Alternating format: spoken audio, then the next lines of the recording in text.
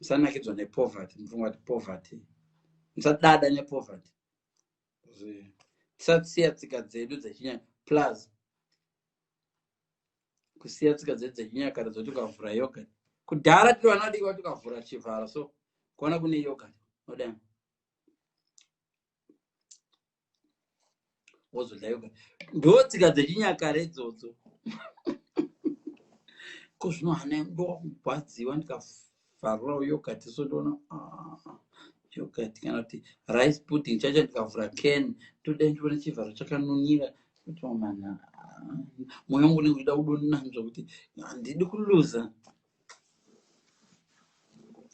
Ndo pakabva masikire ekunanzva munoona taakugona kunanzva zvinhu. Takatangira payogurt.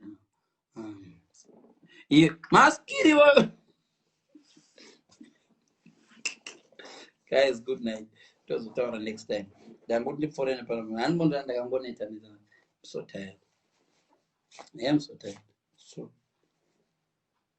tokwa pakuneta basi. Thank you so much guys. Tobatana. Ndicharamba chingoyauya panapa ngodero. Vaisa macomments vese vangachindibvunza, are you married? Are you? Vanga vachiti are you married? Mamuchida mamafunga kudiko. Mamafunga kundirora.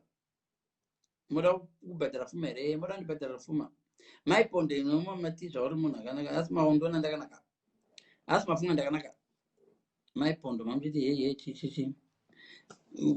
Mafunga kudiko. Anzi ime comment ndambona ngachinzi. Anzi build as palm bending over to work.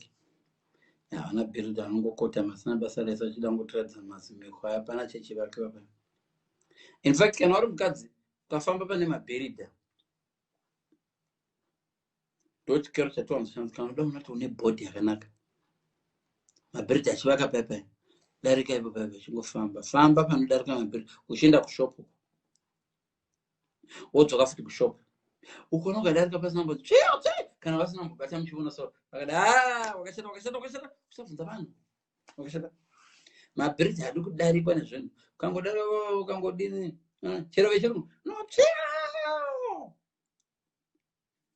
I used to see vanhu kumusha vasikana achidarika pedo nepane mabheridha ngona mabheridha chingota mabheridha ane meso umboisa trawel chonzi kenkenke asi sora kudai chitina korohwa pesa chado inonzi